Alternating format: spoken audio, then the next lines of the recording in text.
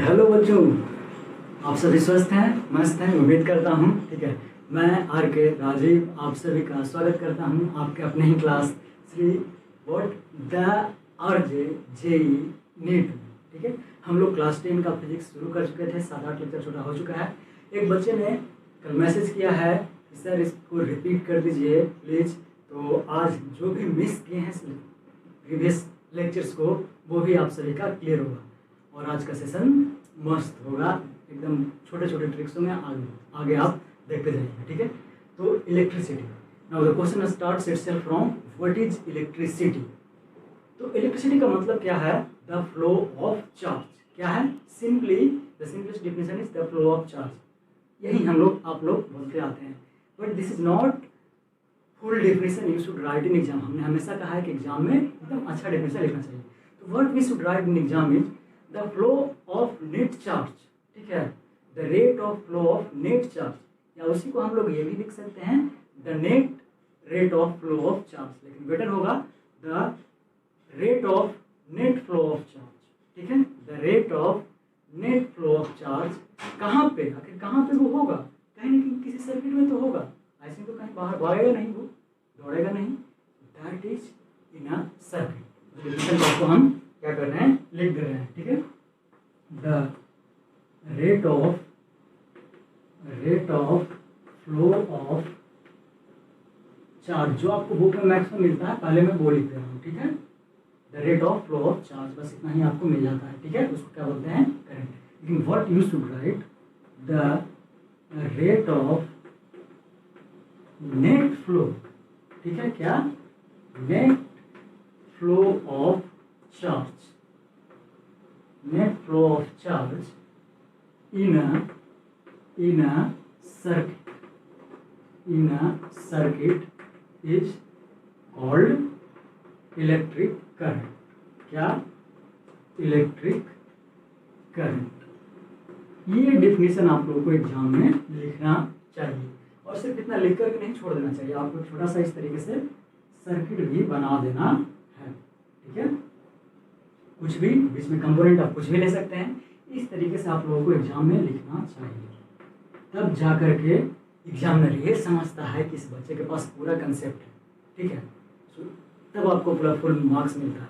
आप लोग करते क्या है, डेफिनेशन लेके चलाते हैं और सोचते हैं सर हमने तो सब कुछ लिखा था, लेकिन एग्जामिनर जब तक डायग्राम नहीं देखता है वो संतुष्ट नहीं होता है। Okay, so this is the definition of electric current. ये थोड़ा फास्ट जाएगा, आज समझ में आएगा, हम उम्मीद करते हैं। ठीक है, तो ये हो गया इसका क्या, थ्योरेटिकल डेफिनेशन। ठीक है, तो एक्चुअली में क्या है, मैथमेटिकल डेफिनेशन क्या होगा? मैथमेटिकल फॉर्मूला होगा आपका, मैथमेटिकल फॉर्म, जिससे आपको क्वेश्चन बन जाएगा। ठीक है, क्या हो जाएगा? आई, अगर करंट को डिनोट करे, I is equal to net charge per unit what time, net charge per unit time. This is the definition you should write. हमेशा हम बोलते हैं एकदम अच्छा डेफिनेशन लिखिए, बच्चों वाला नहीं, छोड़ लिख करके चलें। So okay, you got it? दिख रहा है ना? जरा बताइएगा तो। ओके, दिख रहा है? ठीक है, सो इसी को सिंबॉलिक रिप्रेजेंटेशन में ले आइए, आई बराबर क्यू बाई टी। ठीक है, और करंट का क्या होता है आपका? यूनिट, एसआई यूनिट होता है आपका, क्या इसका? यूनिट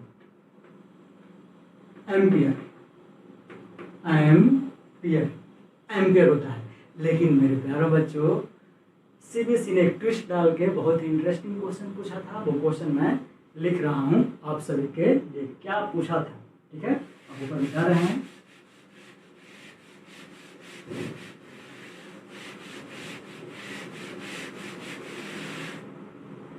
देखिए, आपसे सीबीएसई ने क्या टेस्ट आपके लिए डाला था, वो ये था कि coulomb per unit second is SI unit of which physical quantity, which which physical quantity, which physical quantity। अब उसने ऑप्शन दिया था, ऑप्शंस ए में चार्ज, बी में करंट,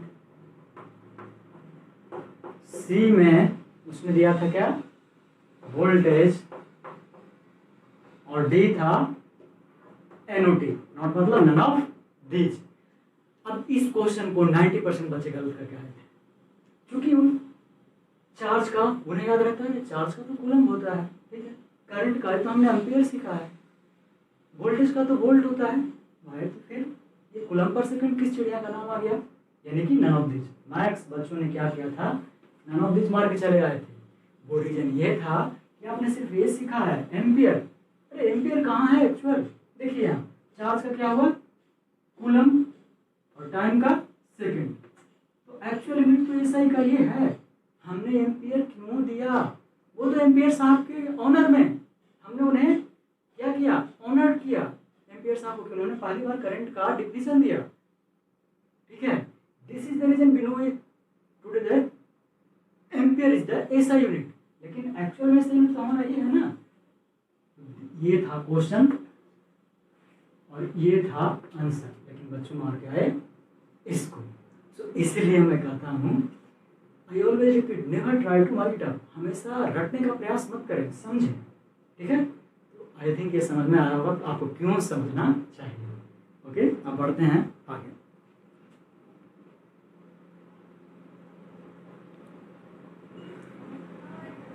ठीक है बच्चों, इतना तक समझ में आया। तो अब क्वेश्चन ये है आपके लिए कि व्हाट इज चार्ज। हमने दे तो दिया, आई बराबर क्या लिख दिया, आई बराबर क्यू बाई टी, ये लिख तो दिया। अब हमें ये बताइए कि चार्ज क्या है। तो सुनिए, क्योंकि ये रिवीजन है तो हम ज़्यादा समय बर्बाद ना करेंगे। चार्ज किसी भी मैटर का, चार्ज किसी भी मैटर का, चाहे वो यही क्यों ना हो, चौकी क्यों ना हो, क्या है, फिजिकल इंट्रिंसिक प्रॉपर्टी है। क्या है, फिजिकल इंट्रिंसिक प्रॉपर्टी है। इंट्रिंसिक कहने का सेंस ये है मेरे प्यारे बच्चों कि ये नेचर में पहले से ही है, हमने इसे नहीं बनाया। जैसे हमारे लाइफ का ही बात करें तो सेल्स हमारे लिए फंडामेंटल है ना, ये पहले से है। उसी तरीके से चार्ज किसी भी मैटर में, इवन हमारे अंदर भी, वो पहले से है, किसी ने उसे बनाया नहीं। That is the meaning of physical intrinsic property. तो चार्ज का ये डिफिनेशन आपको याद रखना है, सिर्फ समझना है, याद रखिए क्या है charge. Charge is a physical intrinsic property of matter, of किसका, मैटर का, ठीक है। इवन इसको फिजिकल फंडामेंटल प्रॉपर्टी भी कहे, कोई दिक्कत नहीं, फिजिकल फंडामेंटल इंट्रिंसिक प्रॉपर्टी, ठीक है। क्या, फिजिकल फंडामेंटल इंट्रिंसिक प्रॉपर्टी, कोई दिक्कत नहीं है ये लिखने में, क्योंकि फंडामेंटल हम लोग उसी को कहते हैं जिसको हम नहीं बना सकते हैं, वो पहले से ही नेचर में अवेलेबल है, ठीक है। So this is charge. और इसका ऐसा यूनिट भी आपसे क्वेश्चन पूछ चुका है, ऐसा यूनिट होता है इसका कूलम। कूलम, क्योंकि ये साइंटिस्ट का ही नाम था, शॉर्ट सी से इसको क्या करते हैं हम लोग, डिनोट करते हैं। तो चार्ज क्लियर, ठीक है। अब कोई पूछ दिया कि चार्ज क्या है तो बता दीजिएगा, चार्ज कुछ नहीं क्या है, एक फिजिकल प्रॉपर्टी है। So clear now. तो करंट सीख लिए, चार्ज सीख लिए, अब है methods of transfer of charge. हम आपको पियर्सन लेकर के चल रहे हैं, तो जो एनटीएससी का प्रिपरेशन कर रहे हैं ओलंपियाड का, उनके लिए भी क्लियर रहेगा, स्पेशली उसी बच्चे ने किया भी है रिक्वेस्ट। तो चार्ज का ट्रांसफर दो तरीके से संभव है, ठीक है। एक तो रब करके, क्या करके, घिस करके फ्रिक्शन के साथ, और एक बिना फ्रिक्शन का। जैसे आप लोग हीट में पढ़े होंगे, हीट में पढ़े थे ना, वाई कंडक्शन वाई कन्वेक्शन वगैरह, सारा वही प्रोसेस यहाँ भी है। जैसे कि अब हम हाथ क्या करते हैं, रगड़ते हैं तो हमारा हाथ पे चार्ज डेवलप हो जाता है, कंघे को इसमें रगड़ते हैं तो हमारा क्या हो जाता है, कंघा चार्ज हो जाता है। तो ये सभी क्या है, वाई कंडक्शन। अब इंडक्शन में है कि बिना सटाए, ये सिर्फ समझाने के लिए है, आप लोगों के समझने के लिए है, ठीक है, सिर्फ समझने के लिए बता रहे हैं। यहाँ तक कोई दिक्कत है? बोलिए।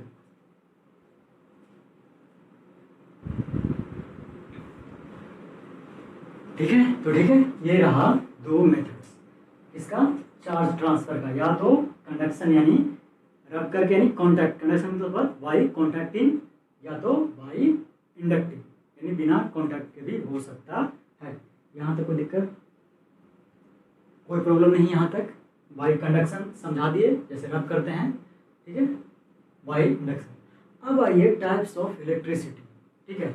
आखिर इलेक्ट्रिसिटी का टाइप भी होता है क्या? आपने कभी सोचा है? आपने पहले तो आपने ये सोचना था कि हम इलेक्ट्रिसिटी पढ़ क्यों रहे हैं, तो इसका क्या है, वैरायटी ऑफ यूजेज है। इलेक्ट्रिसिटी को हम लोग केमिकल एनर्जी में बदल सकते हैं, लाइट में बदल सकते हैं, हीट में बदल सकते हैं, तो वेरियस फॉर्म ऑफ एनर्जी में बदल सकते हैं। इवन इलेक्ट्रिसिटी से हमको बचना चाहिए, इसलिए हमें ये चैप्टर पढ़ना चाहिए था, ठीक है। ये क्वेश्चन मैं पहले पूछता हूँ, आगे पूछता हूँ।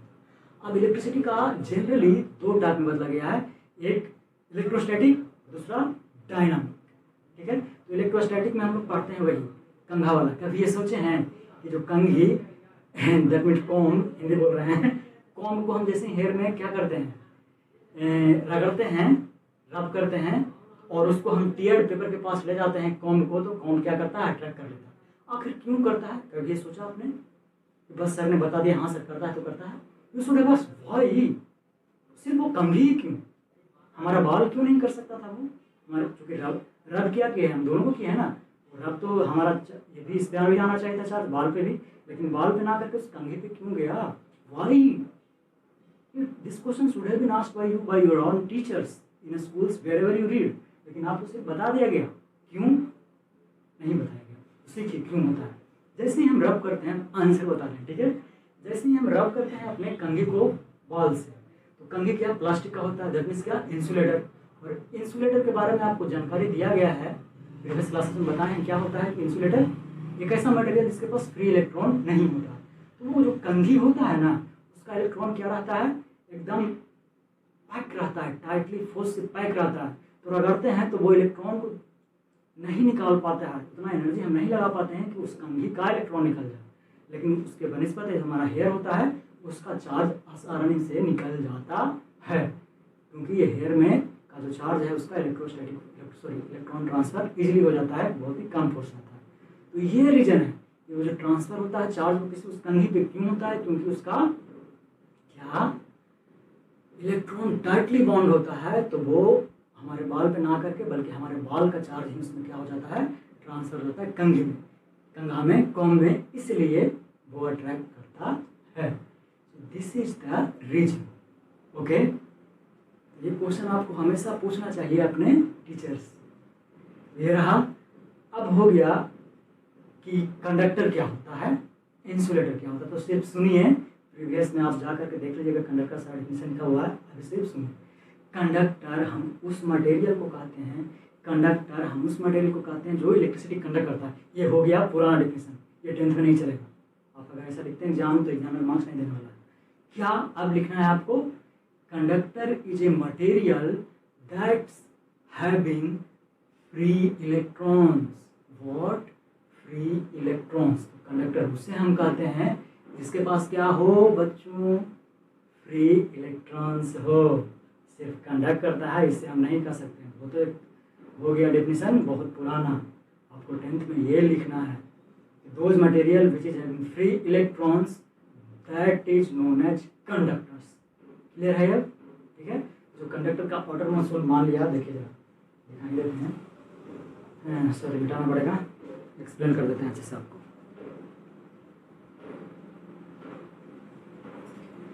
जैसे मानिए क्या है, एल्यूमिनियम का स्ट्रक्चर है, ठीक है, एल्यूमिनियम एल्यूमिनियम एल्यूमिनियम एल्यूमिनियम हर जगह क्या है, भरा हुआ है। तो ये पूरा स्ट्रक्चर में बांध है, ठीक है, लैटिस स्ट्रक्चर में बांध है।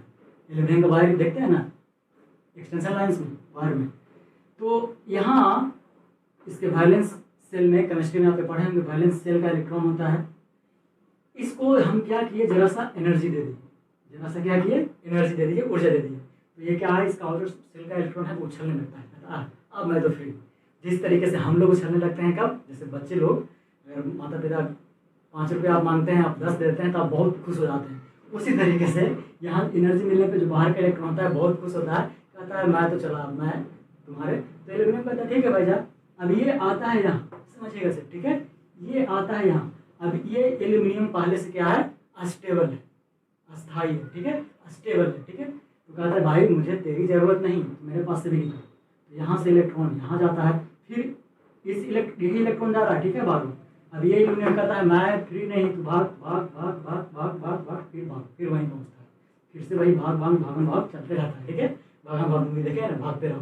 तो इलेक्ट्रॉन फिर हमेशा एक बार सिर्फ एनर्जी दिए और वो भागते रहता है, ठीक है। तो ऐसे ही क्या हुआ, इलेक्ट्रॉन का मूवमेंट प्रारंभ होता है और इस तरीके से इलेक्ट्रिसिटी जनरेट होना शुरू हो जाता है। यानी किसके कारण, ये फ्री हुआ इलेक्ट्रॉन उसके कारण ना। इसलिए हम कहते हैं कि इलेक्ट्रॉन फ्री इलेक्ट्रॉन हो जिस मैटर में, उसी को कंडक्टर कहते हैं, ठीक है।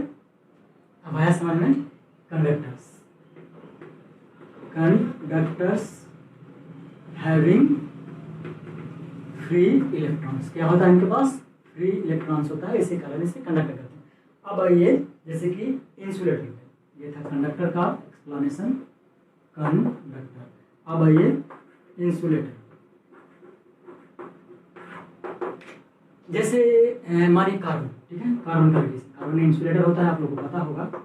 तो इसके बाहर का जो इलेक्ट्रॉन होता है, इसको हम एनर्जी भी देते हैं ना, तो ये जो कार्बन एटम है इतना टाइटली पकड़ के रखता है, कहता है इस इलेक्ट्रॉन को समझाने के लिए बोल रहे हैं, ठीक है, कि तू कितना भी कोशिश कर ले, मैं तेरे को छोड़ने वाला नहीं। यानी कार्बन का जो न्यूक्लियस है वो इस इलेक्ट्रॉन से कहता है तुम्हें कोई कुछ भी दे दे, मैं तो तुमको छोड़ने वाला नहीं, एकदम टाइटली पैक होता है। इसके पास फ्री इलेक्ट्रॉन होता ही नहीं है, ठीक है।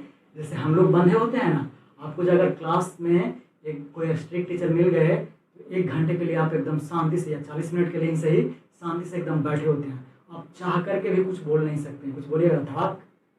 तो that is the case hair, यहाँ कार्बन का या बाहर का इलेक्ट्रॉन चाह करके भी बाहर नहीं आ पाता है, आउटर मोस्ट का इलेक्ट्रॉन, इसीलिए इसको इंसुलेटर कहते हैं, ठीक है। तो क्या हुआ, इंसुलेटर्स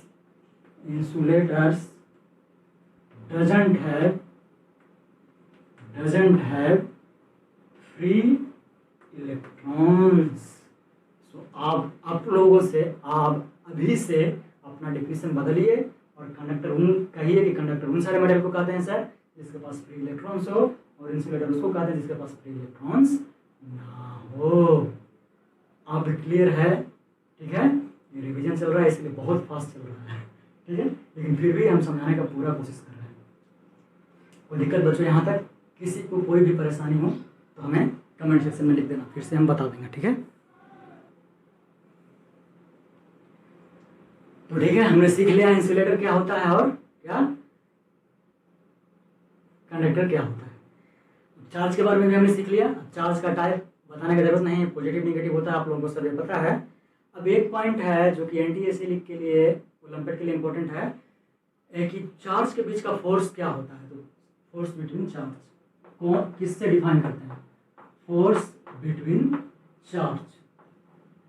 तो इसको सबसे पहले डिफाइन करने के लिए वही साहब थे कूलम, ठीक है। कूलम ने, अभी आपको सिर्फ ये जानना है कि क्या है। कूलम ने एक दिया था, ठीक है, कि Q1 Q2 by R square, इसको सिर्फ यूज करना है। क्या है, क्यों नहीं है, कैसे है, ये सब +2 का पार्ट है। सिर्फ NCERT NDSE ओलंपिक का तैयारी कर रहे हैं, उनको ये जानना चाहिए कि आखिर उसका एक्सप्रेशन होता क्या है।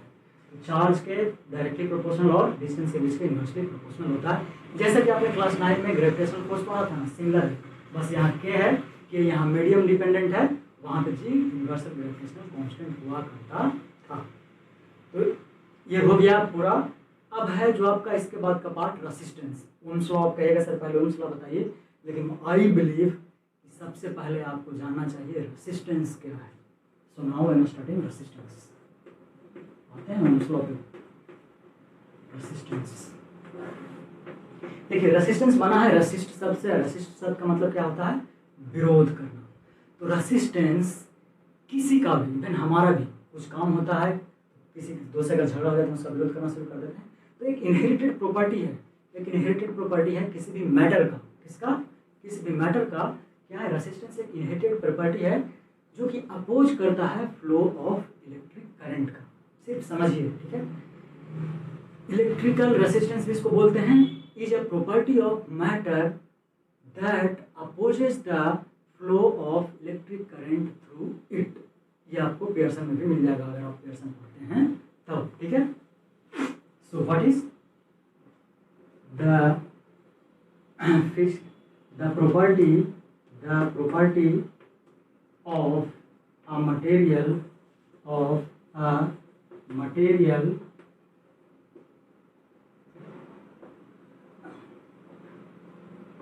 due to which it opposes the flow of electric current through it, ठीक है। ये है सीधा सीधा क्या आपका डेफिनेशन रेसिस्टेंस का। कोई रॉकेट साइंस नहीं है, एकदम सिंपल है। हम लोग भी विरोध करते हैं किसी भी न किसी चीज़ का, उसी तरह से रेसिस्टेंस वो प्रॉपर्टी है, किसका प्रॉपर्टी है, मटेरियल का, जो कि विरोध करता है किसका, वो विरोध करता है फ्लो ऑफ इलेक्ट्रिक करंट का।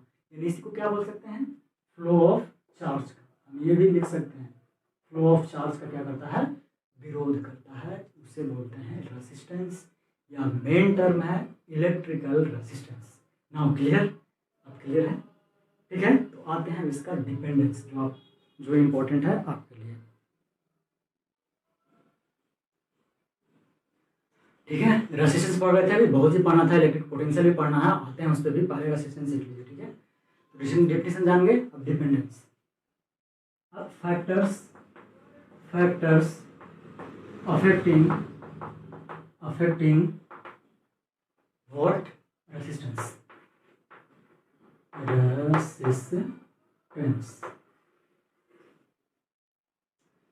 तो ये डिपेंडेंस भी बोल सकते हैं उसको, ठीक है। तो सबसे पहले नेचर ऑफ दैट मटेरियल, वही उसी पर निर्भर करता है, ठीक है। नेचर ऑफ मटेरियल, ठीक है, पहला। दूसरा है लॉ ऑफ लेंथ। आपको सीधा बता दिया जाता है कि रेसिस्टेंस लेंथ के डायरेक्टली प्रोपोर्शनल होता है, लेकिन इसका एक्चुअल में नाम क्या पड़ा, एक्चुअल में क्या होना लिखा जाता है वो नहीं बताता, उसको क्या लिखते हैं हम लोग, लॉ ऑफ लेंथ लिखते हैं। क्या लिखते हैं, लॉ ऑफ लेंथ। इसके अनुसार क्या होता है, resistance is directly proportional to the length, ठीक है। क्या होता है, रेसिस्टेंस लेंथ के डायरेक्टली प्रोपोर्शनल होता है। अब इस पे आपका क्वेश्चन पूछा गया है, क्वेश्चन कैसे बनता है कि देखिए, अगर मानते हैं टू क्या है, टू वायर्स है, ठीक है, क्या है, ध्यान दीजिएगा इसको, टू वायर्स है, एक का रेसिस्टेंस R1 है, दूसरे का R2 है, और लेंथ क्या है, L1 है, L2 है। तो सीधा पूछ देगा R1 R2 दे देगा, L1 दे दिया, पूछ दिया L2 क्या है। ऐसा कर सकता है, ऐसा करता है। इसके लिए क्या करते हैं हम लोग, सीधा दोनों को डिवाइड कर देते हैं, R1/R2 इक्वल टू क्या हो जाएगा, L1/L2। इस पर आपका क्वेश्चन बना हुआ है, ठीक है। तो आप सिर्फ ये जानते हैं, आप क्या सिखा दिया जाता है, डायरेक्ट हम वो भी लिख दे रहे हैं, R is equal to rho L/E, आपको डायरेक्टली ये सिखा दिया जाता है, ठीक है। और इस तरीके से आपको क्वेश्चन पूछेगा तो आपका बल्ब फ्यूज, आपके दिमाग का पति खुल हो जाएगा ना, तो ये भी जानना जरूरी है, ठीक है। इसी तरीके से अगला जो बोलते हैं उसको बोलते हैं लॉ ऑफ एरिया। इसके अनुसार जो रेसिस्टेंस होगा वो एरिया के इनवर्सली प्रोपोर्शनल होगा, ठीक है। तो अगर यहाँ दो मटेरियल का R1/R2 निकाला जाए तो क्या हो जाएगा, A2/A1, ठीक है। और इस पे भी आपका एक नंबर का क्वेश्चन पूछ चुका है, बहुत बार पूछ चुका है, अनगिनत बार, ठीक है, बहुत बार इससे आपसे क्वेश्चन पूछा जा चुका है। क्लियर है बच्चों, इसमें कोई दिक्कत आप लोगों को, कोई परेशान नहीं होनी चाहिए, ठीक है। तो ये जो आया ना, ये कहाँ से आया, इसी से आता है। इन दोनों को जब कंबाइन करते हैं तब हमारा ये आता है। ये हो गया डिपेंडेंस, और एक और है टेम्परेचर पे भी डिपेंड करता है। तो नॉर्मल जो 10th के बच्चे उनके लिए तो नहीं, लेकिन NTSC के लिए हम पढ़ा रहे हैं, उनके लिए वो जानना जरूरी है। तो देखिएगा, सिर्फ ध्यान दीजिए, ठीक है, कहाँ लिखें, ठीक है, डायरेक्ट कहीं लिखते हैं आप लोगों के लिए, ये लिखें, सब स्क्रीनशॉट लेके उतार दीजिए। टेम्परेचर पे कैसे डिपेंड करता है जो, तो वो ध्यान से देखिए। टेम्परेचर ये NTSE और ओलंपिक के लिए हम बोल रहे हैं, ठीक है। तो जो टेम्परेचर होता है, मानते हैं R at T, resistance at temperature T is equal to 1 plus alpha T into R zero. Zero का कहने का मतलब है एट एब्सोल्यूट 0 डिग्री सेंटीग्रेड में, जहाँ तक 270 डिग्री केल्विन इसको हम लोग कहते हैं। तो ये होता है रिलेशन, और NTSE से पूछ चुका है, ओलंपिक भी पूछ चुका है, KVB5 भी पूछ चुका है। फिर से बोल रहे हैं बच्चों, हम पियर्सन ले रहे हैं, the best book of physics, ठीक है। चाहे वो किसी भी क्लास में आप पढ़ेंगे, इससे अच्छा बुक नहीं मिलेगा। हाँ, 12th में हाई में जाएगा तब एरोडो का बुक मिलेगा, ठीक है, जिसको हम लोग बनाए थे। तो 12th के लिए वो अलग बात है, लेकिन 10th के लिए सबसे बेस्ट बुक ये है NTSE। सब कुछ का एक बार ये पढ़ ले तो सब ठीक है, सब फाइन, फुल एंड फाइन, ठीक है। तो ये NTSE के बच्चों के लिए जरूरी है। अब रूल नंबर 1 और 2 को क्या कीजिए, कंबाइन कीजिए। 1 क्या कहता है, R प्रोपोर्शनल टू L, 2 कहता है R inversely proportional to A। तो क्या हो जाएगा कंबाइन करने के बाद, R प्रोपोर्शनल टू L/A। अब आप पहले से सीखते आ रहे हैं क्लास 9 से ही, इस प्रोपोर्शनलिटी साइन को अगर हटाते हैं तो क्या करते हैं, कांस्टेंट आगे लग रखते हैं। यहाँ जो कांस्टेंट आता है उसको हम लोग कहते हैं स्पेसिफिक रेसिस्टेंस। क्या कहते हैं, स्पेसिफिक रेसिस्टेंस।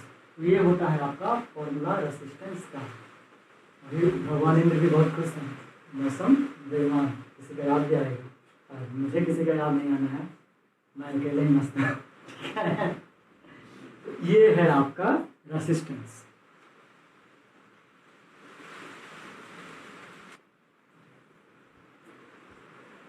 तो रेसिस्टेंस तक किसी को कोई दिक्कत नहीं, ठीक है। हम क्वेश्चन पे आएंगे, आप परेशान मत होइए, पहले थ्योरी आप रिवाइज कर देते हैं, ठीक है। उसके बाद प्रीवियस ईयर क्वेश्चन फिर से पुनः हम क्या कर लेंगे, कर लेंगे आप लोगों के लिए। अब आइए इलेक्ट्रिक पोटेंशियल पे, इस पे इलेक्ट्रिक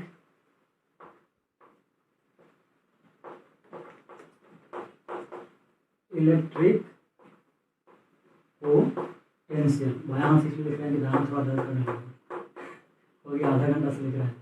इलेक्ट्रिक पोटेंशियल, देखिए इलेक्ट्रिक पोटेंशियल क्या होता है।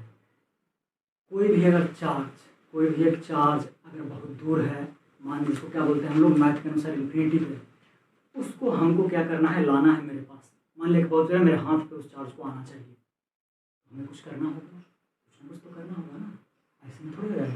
जैसे कि घर में अगर माता जी कहें या पापा जी कोई भी कहें, बेटा जी या बेटे जी जरा जाइए, क्या घर सब्जी मार्केट सब्जी ले आइए, तो आप घूस मांगते हैं ना, मांगते हैं कि नहीं, सही बोल रहे हैं ना, आप घूस मांगते हैं कि मम्मी मुझे 10 रुपया दो तब मैं मार्केट जाऊँगा।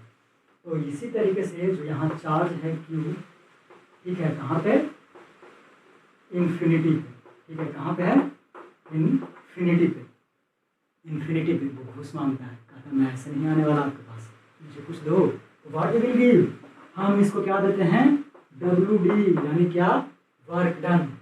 तब ये चार्ज खुश होता है, कहता है ठीक है मुझे तो मिल गया, मुझे चाहिए था, मैं आ रहा हूँ तुम्हारे पास। This is electric potential. सिर्फ हम समझा रहे हैं, समझिए। The work done that is required to bring a unit charge, specially unit positive charge का बात करते हैं, from infinity to a point is known as electric potential. Clear है आपका, दिख रहा है, सभी को सुनाई दे रहा है, ठीक है। सो अब समझ में आया क्या है इलेक्ट्रिक पोटेंशियल। सिंपली अगर डेफिनेशन देना चाहे तो क्या देंगे, the work done, the WD, the work done required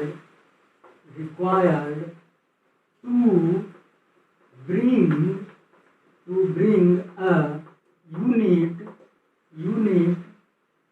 positive charge from infinity to a point, infinity से किसी भी पॉइंट तक लाने में किए गए कार्य को क्या कहते हैं, इलेक्ट्रिक पोटेंशियल कहते हैं, हिंदी में वैद्युत विभव कहते हैं। सो CBSE के बच्चों के लिए क्लियर है ये, this is what electric potential. Mathematically हम इसको क्या लिख सकते हैं, पोटेंशियल को V से दर्शाते हैं, यानी पोटेंशियल डिफरेंस। ठीक है, मिलते हैं बच्चों नेक्स्ट लेक्चर में। ईश्वर भगवान बेईमान में लाइट कर दीजिए। ठीक है, मिलते हैं अगले लेक्चर में। अगले लेक्चर में इसको फिर से आपको डिफाइन करेंगे।